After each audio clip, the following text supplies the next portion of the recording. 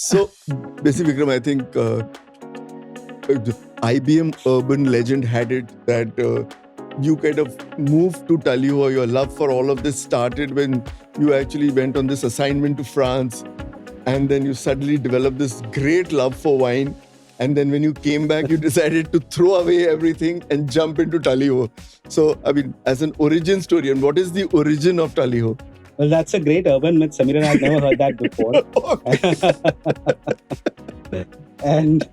But I will admit, when Shankar and I were in Paris for 10 months, we spent a lot of time being befuddled by wine menus, and we just ended up ordering beer, and if we felt a little better than beer, Presson, which meant craft beer. But that trip to France had nothing to do with setting up Taliho.com.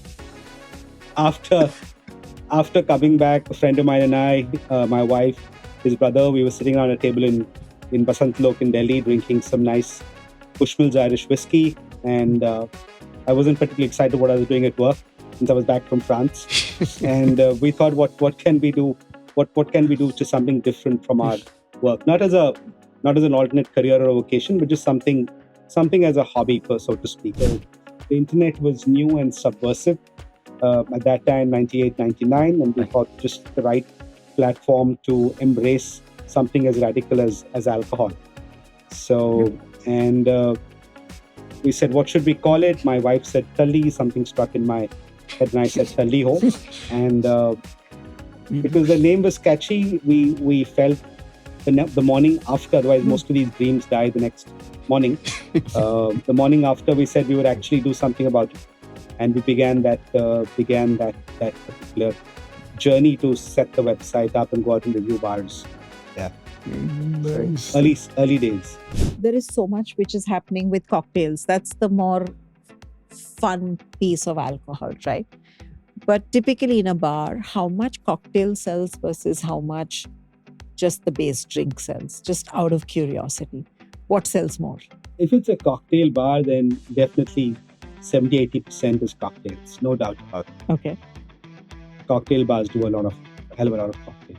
And you're going into a cocktail bar because you know what it's about. You want to try their cocktails. You just have the outliers, the 10, 15, 20% who go with straights. I shared with one of my colleagues who's one of our main cocktail guys, and his real take on it was that he felt that the Chyawanprash from an ingredient perspective was something which was more subtle, and the spicy mango would overpower it, so it wouldn't really be able to shine. But he definitely thought there was some potential with the play between the Gondaraj, The light the one. citrus, and the Nanari is an interesting thought starter at least. Huh. And all you require is a thought starter, so you get somebody think about a combination which you haven't thought about before.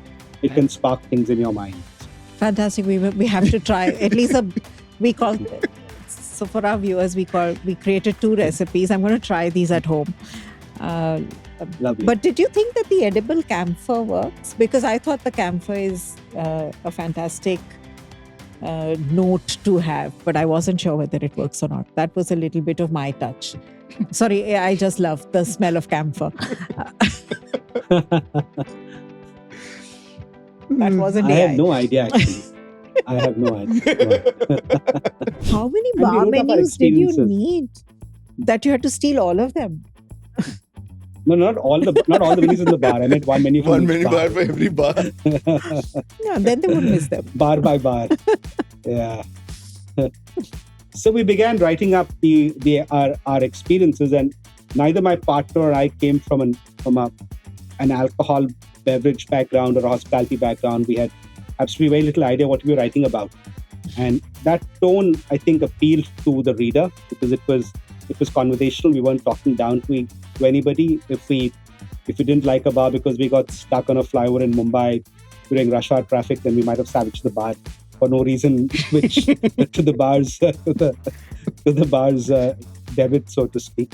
So the writing was fun, was conversational, was aimed at the reader, and along with that, we also stole a bunch of cocktail recipes from around the net, anywhere else. What I really wanted to understand is how much do you think tech is going to start impacting this industry? This year when we organized the India Bartender Show in Gurgaon, which we had about 45 to 50 different sessions happening over 2 days. We had one session called Bar GPT, which literally was can AI transform the cocktail bar. And we paired up Ankit. We flew him down from Dubai. We paired him up with a bar owner from Hyderabad called Rehan Goa. And Rehan is as old school as you can get. He probably still uses pen and paper, fill out his KOTs in his outfit in Hyderabad. And he was very skeptical about, what is this thing about AI and all. So we said, Rehan, you're the perfect guy to be able to burst the bubble if it needs to be burst. And we paired them up to look at what actually could AI do from a cocktail or from a bar perspective.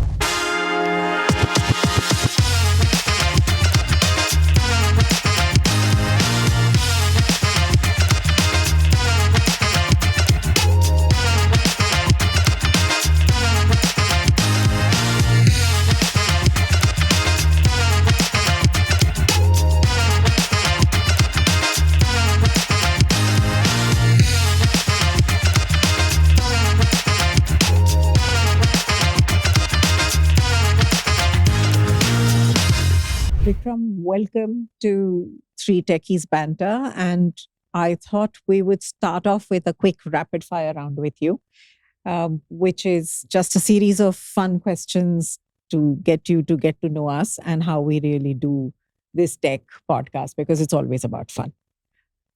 So the first question for you is, if a startup founder is celebrating Series A, what should they be drinking? Well, typically my beverage of choice is champagne. I love champagne. Okay. And I have a label of choice, which is a brand called Tulleeho, or literally the Widow Clicquot. Okay.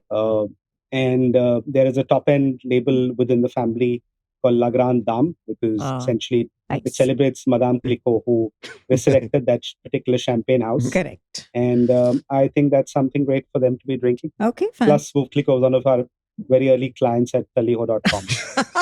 I have a soft space. I have a liquid space in my heart for them. Totally get it. Is there such a thing as a tech-optimized hangover cure, or are we stuck with the old school stuff? I think semaglutides are on their way and taking over the world. So I think along with the fat, they'll also address alcohol. So yeah, perhaps that's the middle part. So I've been watching all of these videos where they talk about or where they show you coffee being made completely by a robot. Will cocktails be made by robots by 2030? I certainly hope not. I certainly hope not. Yeah. So okay. No. I'd say no. Yeah. I'm not going to ask my next one. It was supposed to be whiskey or wine, but now that you've talked about Veuve Clicquot and things like that, I'm not asking that one. Which is the best city for a pub crawl, Bombay or Bangalore? Bangalore by far. Okay. I hate when you say that, considering I live in Mumbai. Yeah, I so wish you would say that there's some hidden treasures in Bombay, and that's why it's a good one.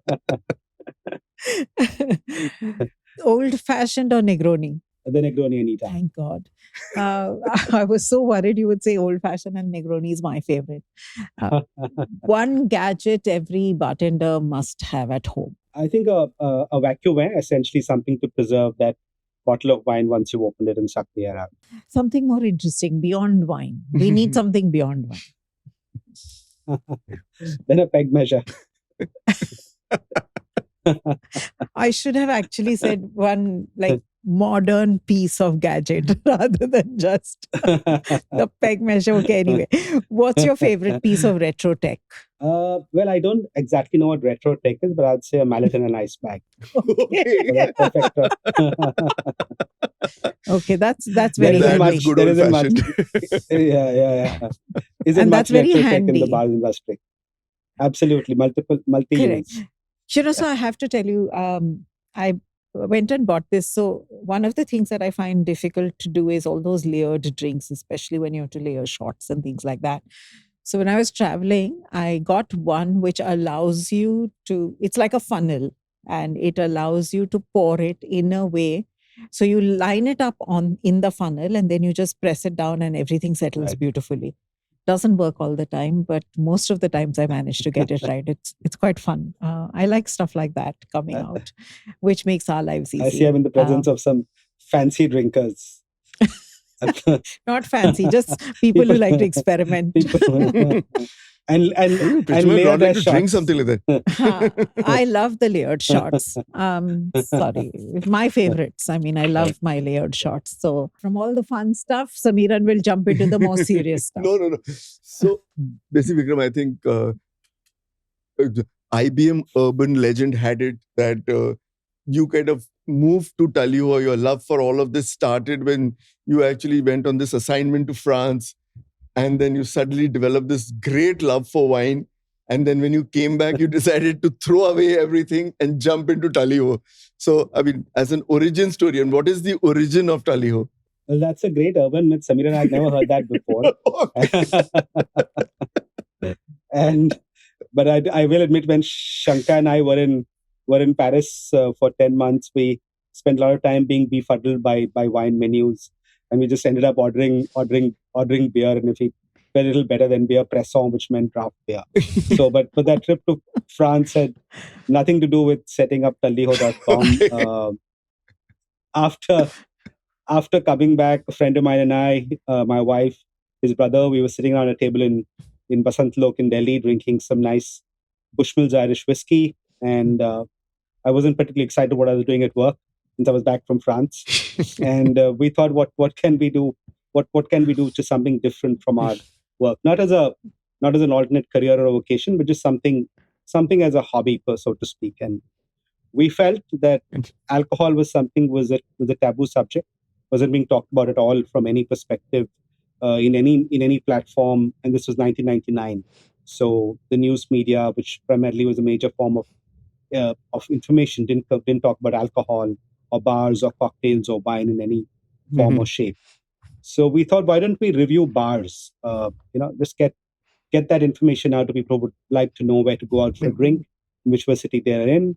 And how do we do it? It's so expensive to produce a magazine and to create a magazine, to design a magazine. So the internet was new and subversive at that time, 98, 99, and we thought just the right platform to embrace something as radical as alcohol.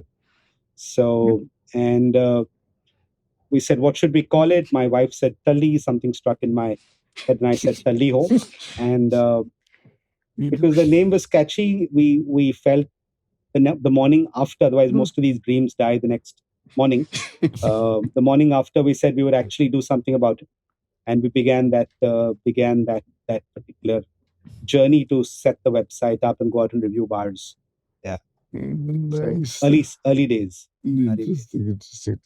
So where did it start? I mean, how did you even get going with it? In the sense, you approached the bars, or you started something just by yourself, and then there was a pull from the market, or because it must be, especially in 99, it must be very difficult to even get going with this, right? Well, we found a neighborhood hacker, somebody who could design the site and front page. Guy called Babul Gogoi, a young Assamese guy living in Press Enclave in Delhi. In fact, I met him a couple of months ago in Guwahati. And Babul is very interesting guy. Amongst other things, he also registered a URL called Naukri.com with an O, and thought that Sanjeev Bikhchandani might buy it from him at some astronomical price. So we had the tech in place in that we had somebody design the site. Then the next piece was going out and actually reviewing the bars. So we identified, which was the hard part, to try and identify what bars Delhi had at that particular point in time. We used to go to those bars, pay for our drinks. We didn't announce ourselves at all. People in any case couldn't understand what we were doing. And we used to steal all the bar menus, so take them back with us. So we had a massive bunch of cocktail menus with us from across the country and across South Asia also. Here in Sri Lanka, we used to whack the menus from bars there. So the bars had a menu short at the end of the day. You knew where it went. So how many bar menus did you need that you had to steal all of them? No, not all the menus in the bar. I meant one menu for bar for every bar. Yeah, then they would miss them. Bar by bar. Yeah. So we began writing up our experiences, and neither my partner or I came from an alcohol beverage background or a hospitality background. We had absolutely very little idea what we were writing about. And that tone, I think, appealed to the reader because it was conversational. We weren't talking down to anybody. If we didn't like a bar because we got stuck on a flyover in Mumbai during rush hour traffic, then we might have savaged the bar for no reason, which to the bar's debit, so to speak. The writing was fun, was conversational, was aimed at the reader, and along with that, we also stole a bunch of cocktail recipes from around the net, anywhere else. Information about booze, put all that up on the net, and got rolling with it, and spammed everybody we knew to tell them what we were doing. And the name appealed. The name caught the fancy. So I think that's what got that viral effect going across the net. So it wasn't particularly hard to get the ball rolling. It was basically content and the platform, both were relatively easy to do. How much did you have to drink every day to be able to do this? Well, we typically would do not more than 2 bars in an evening, Okay. sometimes 1 bar, and we would do maybe 1 or 2 cocktails from that menu, so to give us a reasonable sample from the menu. At that time, it was extremely primitive when it came to cocktails and bars in India and bartending in India. So we didn't particularly do any major deep dives into the technique or the alcohol or the spirits or the concoctions. Things have radically changed in the last 26 years, of course. So our job is simpler. It's more planters punch than boulevardiers, if you know what I mean.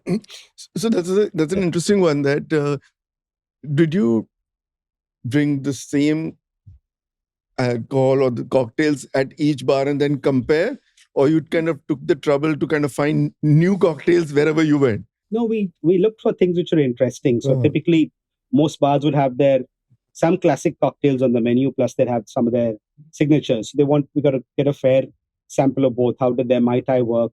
How did their Bloody Marys work? We weren't talking about rarefied drinks like the Negroni or the old fashioned, the Manhattan or the Martini, unless you're a really swanky bar.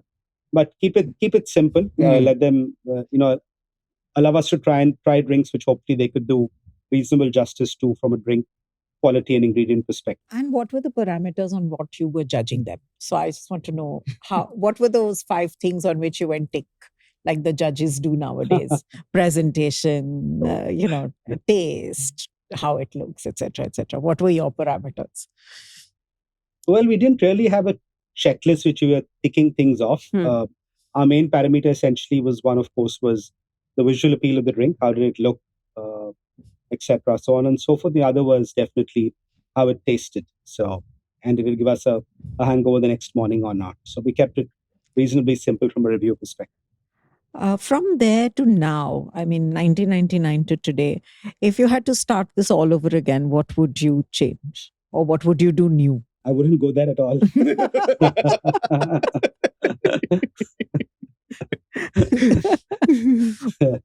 Like one of those what if kind of projections. I think everything which kind of unfolded was serendipitous and was interesting. Probably everything which had to happen at a particular point in time happened. With the wisdom of hindsight, probably you could always say, if I had done this at that point in time, but I don't really want to second guess myself in terms of what I might have done. No, I'm saying, what will you do today? I'm not asking you to second guess. What will I do today? What would you do new today in this place? Well, the .com part of our business model never really worked out. And you talked about the origin story. So 99 is when we began. At that point in time, because .coms were so hot, so we got approached by one of the largest liquor companies in the world, on the large portals to acquire us, and that's what got us greedy. And we thought, if we actually jump into this full time, we might be able to monetize it in a couple of years. And we got seduced into creating what we felt would be a community-based website. So it wasn't us just putting out content, but community was the big buzzword back then, especially for tech. And there were websites like slash.org for the coder community, which were quite endemic with that particular section. So that's what the initial business model was. It would be an online platform where we would create content and also get people from around the world to start creating content and pitching that to us. And then we would get the liquor companies to come and advertise on that particular platform, sponsor it, do different Right. things with that. But that, as you know, Right. 2002, 2003 was the bust also. The Right. .com, the first Right. .com bust happened around that time. So the bottom fell out of the Right. internet. And people, traditional marketers didn't really understand what the platform meant or what they could do with it, how to judge it, what kind of metrics would apply as compared to the traditional metrics of them working in the world of magazines or TV channels. And could those metrics be fraudulent in some form or shape? If somebody was showing 1 lakh clicks or 1 million clicks, who's to say that they weren't changing a counter at the back to give you that number and tell you what you want to hear? Correct. So for a variety of reasons, the online part of what we're doing didn't really take off. So our business model had to pivot very fast into what we now are, which is really a matter of survival. And that really is the trajectory that we took to.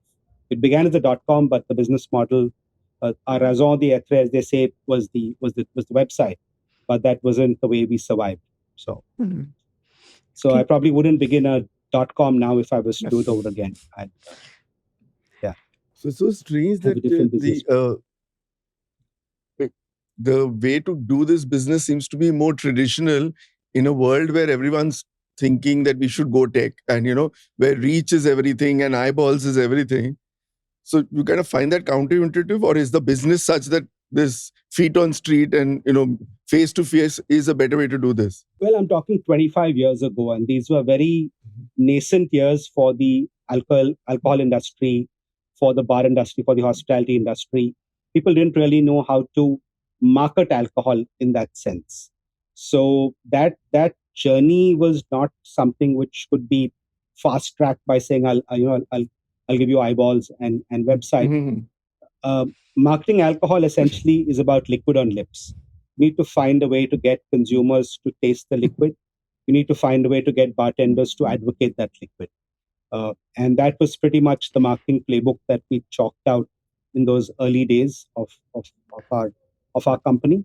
Could we become this pivot between the consumer, the on-trade, which was the bartending industry, and the seller, which is the alcohol industry, and help the alcohol industry interact with both the consumer and or the bartender, depending on what objectives they had. So we felt that outside-in model that we had, considering that business school education, consulting, structure, all of that helped us bring some kind of a structure to a pastime which is fairly nebulous and more about enjoyment and fun sometimes, and less about structure. So I think that's what worked, to bring that element of structure and organization. And that's something which also caught the fancy and the appeal of the marketers that we were interacting with, because they never thought about it in that fashion. So earlier we had the trend of vodka, and then we now have the trend of gin, which is quickly switching to the trend of tequila thanks to Picante. What really is happening in the space, and how do these trends happen, and what changes it, and what's really the secret sauce to this entire thing? I think we're fast tracking these trends much faster than it was earlier, so that the Indian tradition, the ability to leapfrog trends, whether it's in tech or normal everyday lifestyle, also applies to alcohol. The gin wave took us about 5 to 6 years, I think, since from the time it took off in the UK and the US to come to India. With social media taking off in the last few years, with COVID making the world much smaller in that sense. So a trend like tequila and agave spirits, which caught fire in the US a few years ago, was much faster to come to India.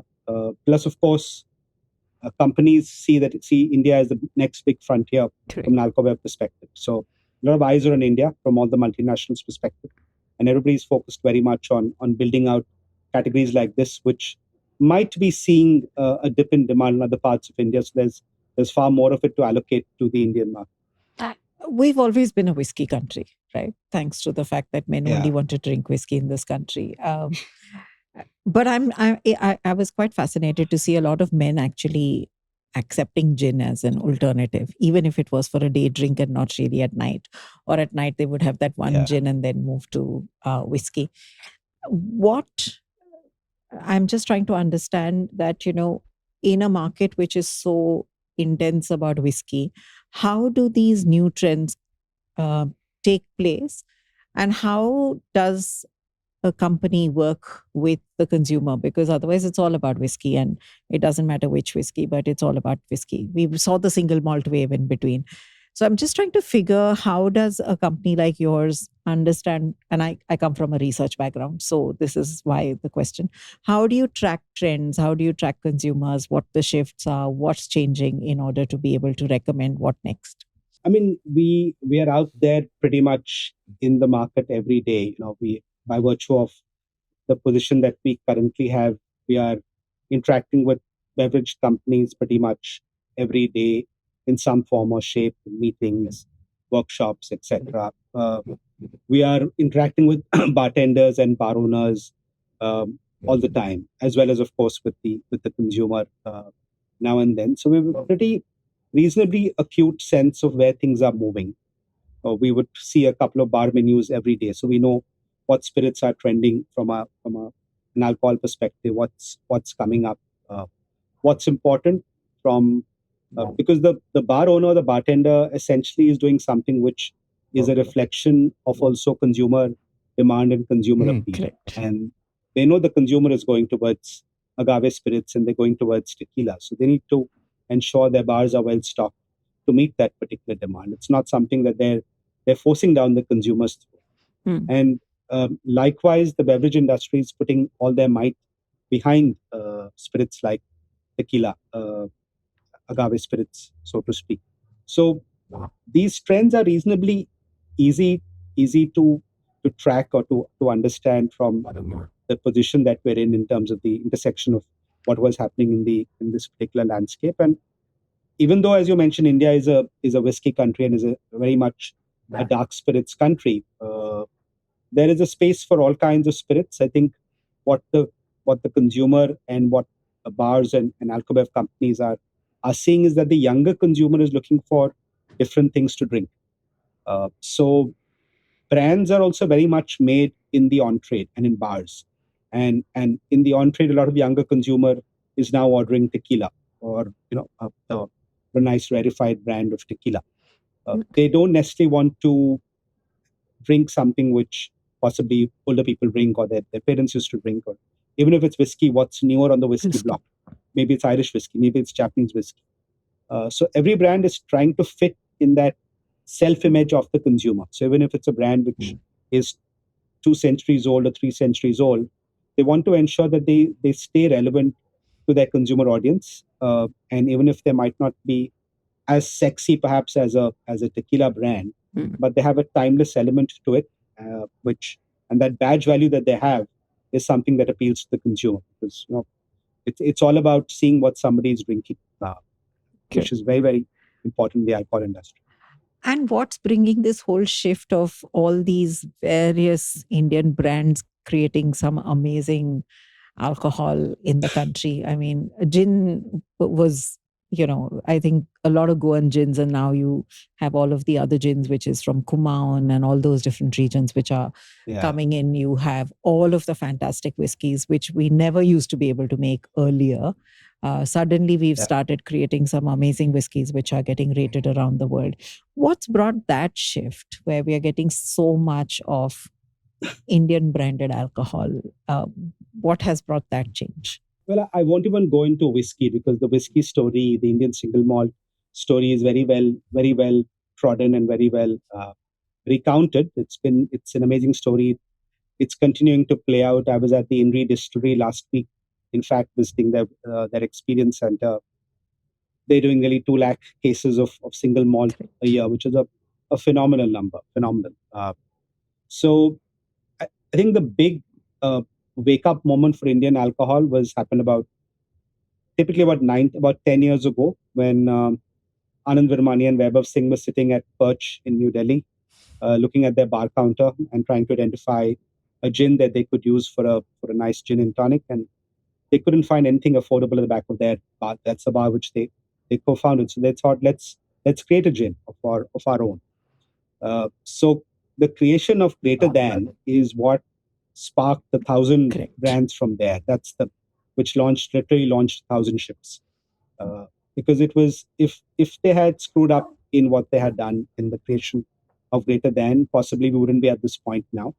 But what they did was so smartly done from a product perspective, from a branding perspective, the liquid, the execution, that it caught fire, and it gave entrepreneurs the confidence that we can also do this. And we've been tracking the market. I mean, we've been in the market now for a long time. We know how snobbish consumers can be, especially Indian consumers, about the label that they're drinking, especially when it comes to alcohol. So it's a massive leap of faith for now Indian consumers to be able to proudly have a bottle of Indian single malt or gin, or vodka or vermouth in their bar and talk about it.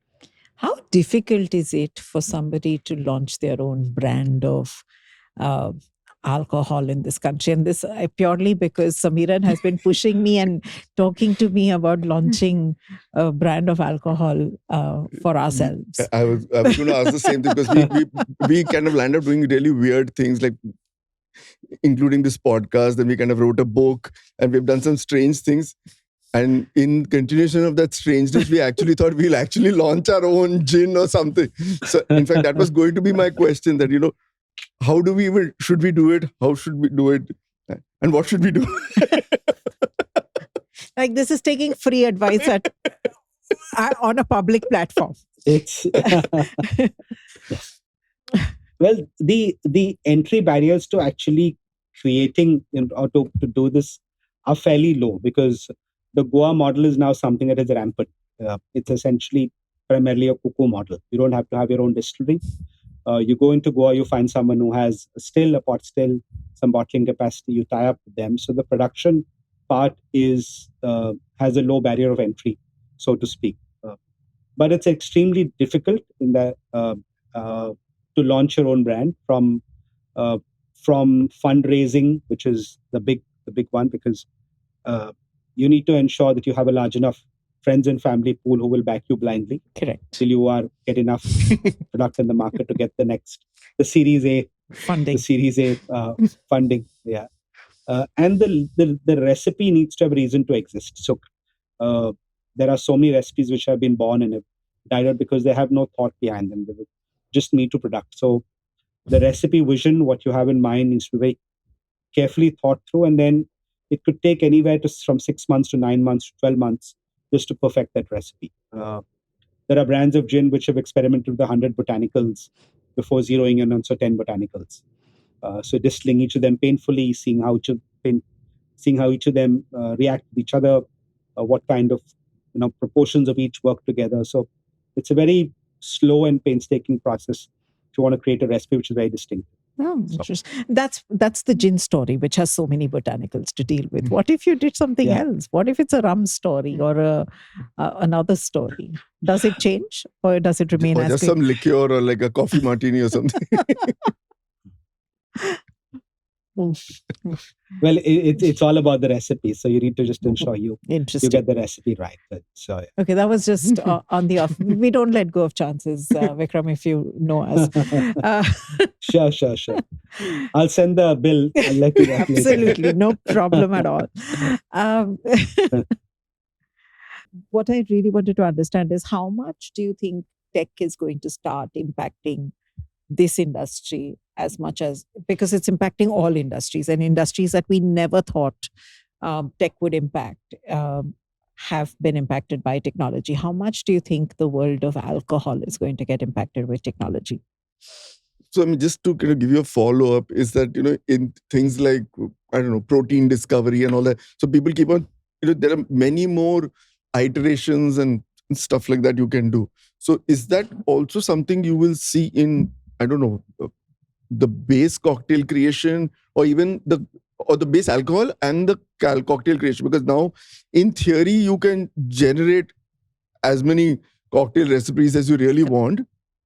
So is that going to even matter, or you think there'll be a market for that, but the base will really be for the skilled people? Well, the first part in what Sheetal was asking in terms of tech and possibly AI, since that's something that is trending. It's interesting because I was at an award ceremony last year in Macau called the Asia's 50 Best Bars.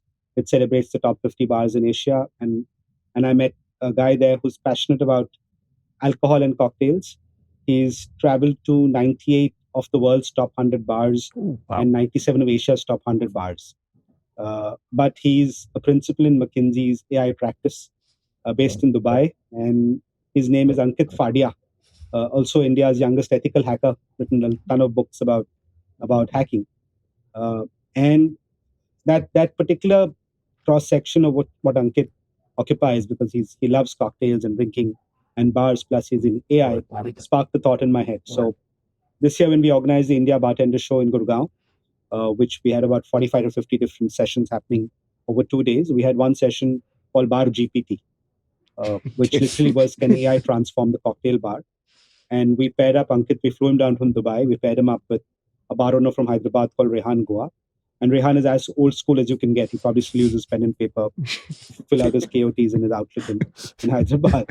And he was very skeptical about, what is this thing about AI and all. So he said, Rehan, you're the perfect guy to be able to burst the bubble if it needs to be burst. And we paired them up to look at what actually could AI do from a cocktail or from a bar perspective. Because at one hand, there's an interesting article I read which talked about how AI is helping brewers. Because if you look at beer and brewing and recipes, it's again about the combination and the flavors and AI can sometimes track things or identify things which give brewers ideas for new recipes which they might have never thought of themselves. So we asked Rehan and Ankit to put this session together. The results were a little mixed in terms of the recipes that came up, and I think that's what kind of emerged, that AI can suggest, but it can't taste, right? AI can suggest something actually, but it can give you a bunch of different ideas. So it can be a sparring partner in that sense, but it can't be your sole guide when it comes to something like a cocktail, which is all about taste. So I'm a guy who never says never. So I think that the trick is to figure out, like you're feeding in data into a large language model, how effectively you're able to feed certain amounts of data in it for AI to be able to give you some suggestions depending on what you want at the end of the day. So it's probably somewhere out there, but it's also a function of what you're doing to get there. There's this recent book by this professor at Wharton called Ethan Mollick about living and working with AI. And he talks about how companies are getting their adoption models to AI all wrong. They're just treating it like a regular piece of automation. So he talked about leadership setting direction. Then you've got the crowd, which is people who are identifying use cases from a non-technical perspective. And then you have the lab, which is a mix of technical and non-technical people who are trying to get those solutions in place. So I very much see that there are opportunities here for AI to play a role in helping run bars better. Definitely, that's a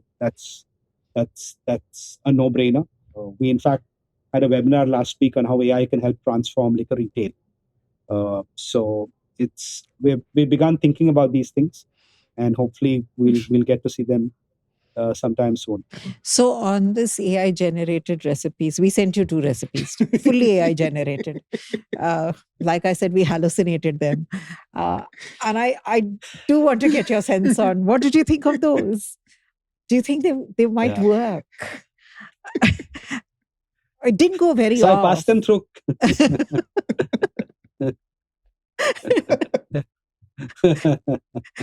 Did you taste them yourself? I'm going to make them. I promise you. Okay. I'm struggling with how I'm going to fat wash the tequila, but yeah, I'll get there. Yeah, just take out some insurance beforehand. Can't be that bad.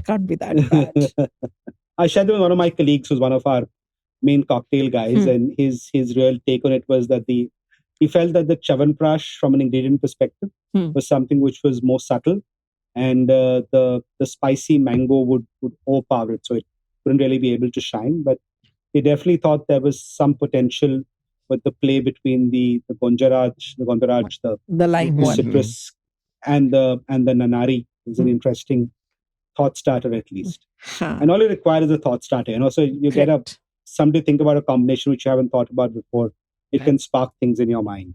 Fantastic. We have to try at least we call so for our viewers we created 2 recipes. I'm going to try these at home. Lovely. But did you think that the edible camphor works? Because I thought the camphor is a fantastic note to have, but I wasn't sure whether it works or not. That was a little bit of my touch. Sorry, I just love the smell of camphor. That wasn't I AI. have no idea actually. I have no idea. No, but I think it's very interesting, Vikram, that you mentioned this thing about AI being a sounding board. And I think that's where I think everybody gets it wrong in terms of giving a solution. But I think it works best at least as a practitioner. I realize that if you keep on questioning or saying that, what else do you think? Is there another way? What about this? And that's where interesting options come up, I think, in any field. Yeah. As opposed to taking what is given and then saying that, okay, this is the answer. So I think that's the difference between creating options and then the taste part, which kind of has to come from you. Yeah. Interesting. So tell me something that in your batch in college, is yours the most unusual career choice, or have the people done something more unusual than you? Well, business school wise, probably I possibly was the first entrepreneur in my batch to become an entrepreneur. I can't really think of anyone who's done anything more stupid.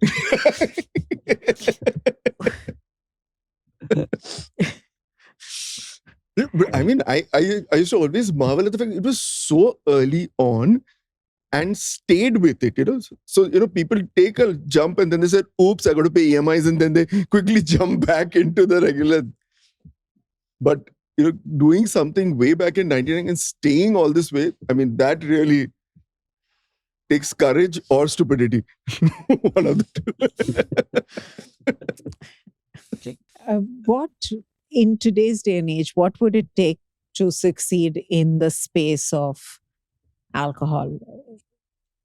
If you had, if somebody wanted to start something here or wanted to start a career in the world of alcohol, and sure, not as a bartender, but as a little more than that, what would your advice be? I mean, definitely a lot of learning and education would be crucial for it. I mean, depending upon what path they want to take. Is it somebody from an entrepreneur perspective in terms of setting up an alcohol brand? Yeah, maybe something like that. What I don't know. I'm just thinking there is so much potential, but there is so much competition. What should one watch out for? Let's say, for example, if somebody was setting up an alcohol brand. Well, you need to be very, like anything, you need to be smart about what you're doing or creating. And as I mentioned, in this particular case, there are 2 critical components. One is the recipe, because that's what you're tasting, and liquid on lips is what gets your message out.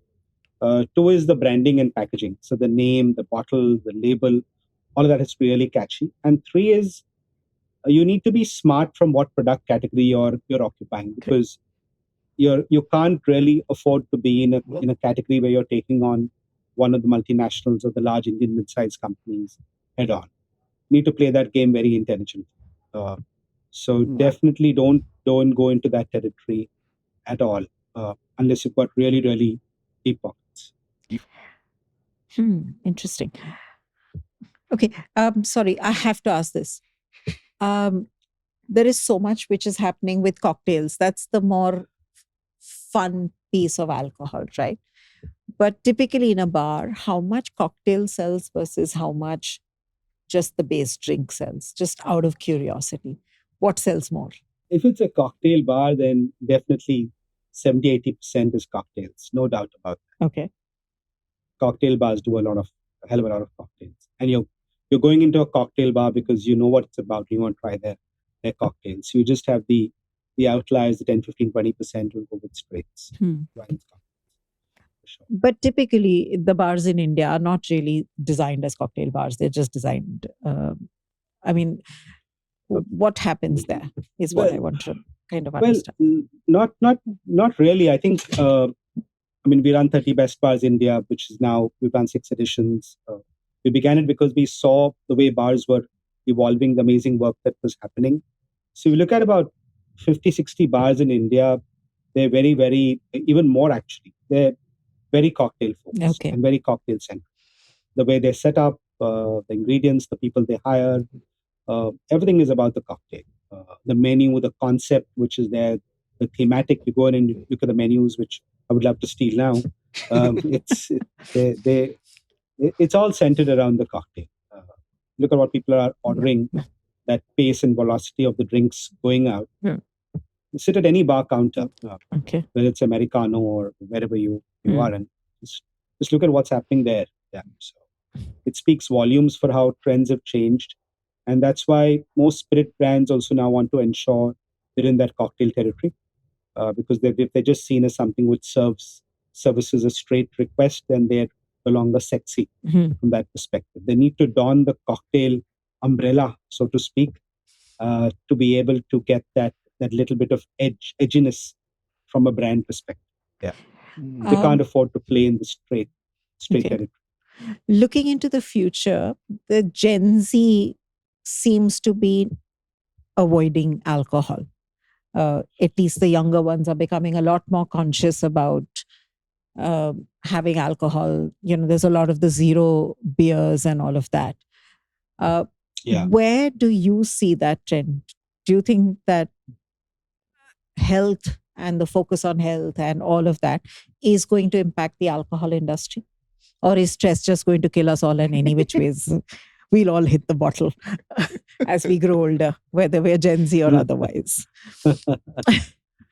No, definitely. And I think COVID brought that upon us, not just from a Gen Z perspective, but overall from an audience perspective. People are far more conscious now about what they're consuming or putting into their bodies. I think the positive element of that is that people are drinking better. Okay. They're willing to trade up and spend, not necessarily drink for intoxication, but drink for pleasure and appreciation, which very much is the language that the marketer and the bars also want to hear. And that's the way they're positioning their brands nowadays. It's about appreciation, connoisseurship, sipping the drink rather than shooting it, and trading up. So I definitely see that happening. Gen Z, sure, let's see how it plays out. India is such a large market and so demographically complex that I don't think it will affect the overall volume and growth rates for alcobev. You did talk about, I mean, India did lag the other countries when we surely when you started this, and then we have leapfrog. So do you think now we are at par with global trends, or are we like ahead? Are we leading, or not indicative at all? Or we going in a different direction altogether? I think from an alcohol perspective, we're reasonably at par from a brand and category, from a category perspective. Brand availability continues to be constrained across categories. True. And the recent FTAs with the EU, with the UK, their implementation will start getting more long tail brands into the market, which probably would have been very expensive. Maybe a brand of Calvados from France, or maybe an interesting brand of Irish whiskey. Might start thinking now the market is viable for us to come in. So you'll see far more long tail brands come in, and maybe some smaller, interesting niche categories come in. So we don't really have those to play with from a bartender perspective. I want to add a little bit of sherry or port in my cocktail. It's hard to find. So we improvise. So we're the greatest people in the world when it comes to jugaad. So we create our own